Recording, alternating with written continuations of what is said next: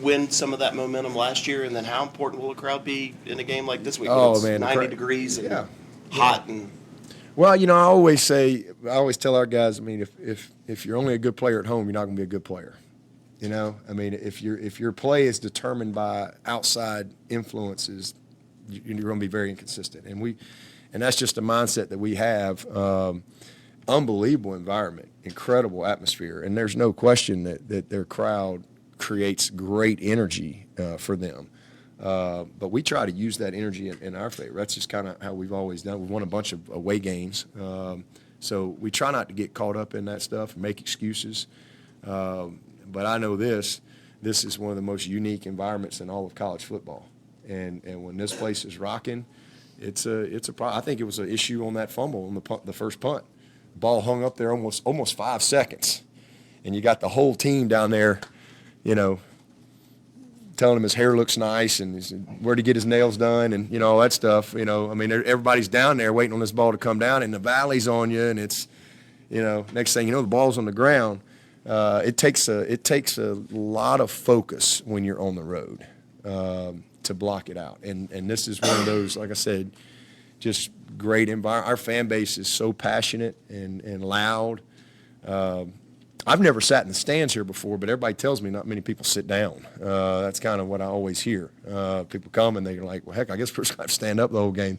Paid all that money for that seat, and I'm really just standing. So I just think it's a unique place, and there's no question our crowd energizes us at home for sure.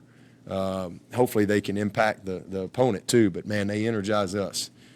Makes a big difference, you know, at home when you have that positive energy. Coach, the missed tackles by the linebackers you brought up after the game, how much of that do you attribute to sort of just the nature of the first game? Yeah, all of it. You know, we had 2 scrimmages, and Jake didn't even get to scrimmage. That was his first live play since the spring game. I mean, so, and then Skowski, same thing, kind of first game to start. Just the intensity of the moment, you know, the game's it's just different. And all of a sudden you try to do a little too much, or you stop your feet, or you get your base a little too wide, and you miss a tackle. Yeah, head goes down. But I thought we got better as the game went. But early we just missed a few, we left some meat on the bone. We missed a few plays that were there. But we were positioned well. That's the main thing. I mean, you don't have some missed tackles every now and then. They got good players too. But you just want to minimize that, and you want to make the layups. You know, we missed a couple layups. You know, sometimes you're going to have a missed tackle in space. Those are hard, especially when you're going against a good athlete. But some of those layups in the hole and things like that, we got to finish those, and we'll get better. You know, again, but it's first game, and really did a nice job. I mean, a nice job, especially, you know, with the turnovers that we had, and gave some poor field position for us to go out there and hold up. That's a game that I think we're going to get better quickly from, just simply because of all the different situations that came up in the game and some of the mistakes that we made. That because we got a team that really cares. These guys care. They're passionate about it. They like each other. It's important to them, and when you got that, you're going to get better.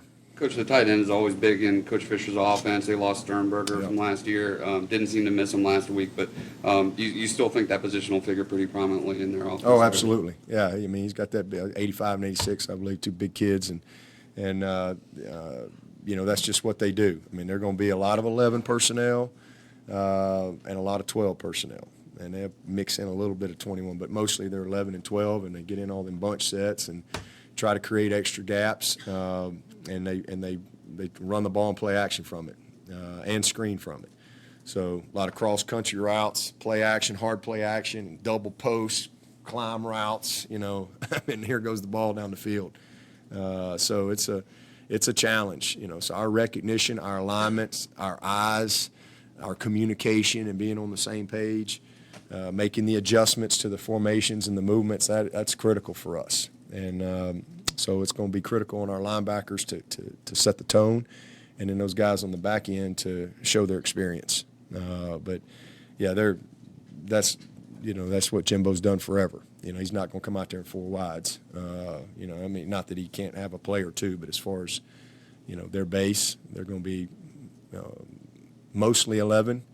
But when they get in 12, they're about 50-50, with their run pass, and that's where he likes to be if he can.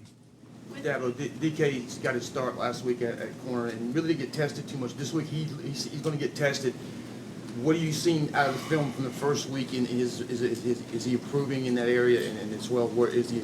Yeah, not much from the first. I mean, he did his job, and he was where he was supposed to be. Did a nice job. But we're playing a different animal quarterback this week. I mean, this is like playing Clemson. I mean, you got guys at receiver and a guy at quarterback that can sling it and make plays. So should be a lot like practice for him, because when he practices against Clemson, he's going against great quarterback, he's going against great receivers. So he's well prepared. He's just got to take his technique and his practice to the game field. They're physical. I mean, so the physicality at corner is going to be big in this game because these guys are physical outside. They do a good job of blocking, so getting off of blocks and then just winning matchups, playing with great technique. Because it's not. I mean, you're not going to sit there and just play cover two zone. You're going to have to have some man coverage, and you got to make plays. So this will be a whole different challenge for him this week than what he had last week. But he did a nice job. With Jimbo, can you kind of walk us through like the first time you ever met him and what y'all's relationship has been like over the years? The first time I met Jimbo, I was coaching at Alabama. I was probably 26, and he was, I don't even know. Is he older than me? He might be a couple years older than me. He wasn't much older than me, and so he was probably somewhere in his 20s as well at Auburn, and we both recruited Birmingham, and just used to. The first time I met him, used to see him on Friday nights and things like that, just roaming around recruiting. But I always got along with Jimbo. I always got along with him, and and then obviously he came to Florida State, and so then kind of same thing, was around him as an assistant again. I'm at Clemson. He's at Florida State, and then. I become the interim head coach and the head coach, and he's still kind of the coordinator. I think Coach Bowden had another year after I got the job, maybe a year or two. And so just kind of working relationship. And then as he became the head coach and I was the head coach, I would say got to know him on a whole nother level, just simply because we spend a lot of time together in meetings. We usually spend, 3 days a year. In meetings together with the other coaches, so you just get to know guys a little bit differently, and so really good football coach. We've had a lot of battles against him for sure, and he's done a great job already, and he'll do a great job there at A&M. Is there a big degree of separation between that first and second group on the defensive line, or did they play fairly close to each other Thursday? Yeah, I think our ends. I think we got 5 guys that.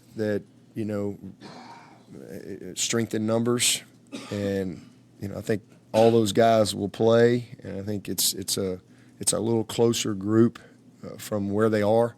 I think at D tackle, there's some separation between Niles and Jordan and Tyler. So just to Darnell, and Xavier's kind of right there. I thought Xavier Kelly made a step forward for us. It was good. I think the biggest thing with Xavier, he just needs to play.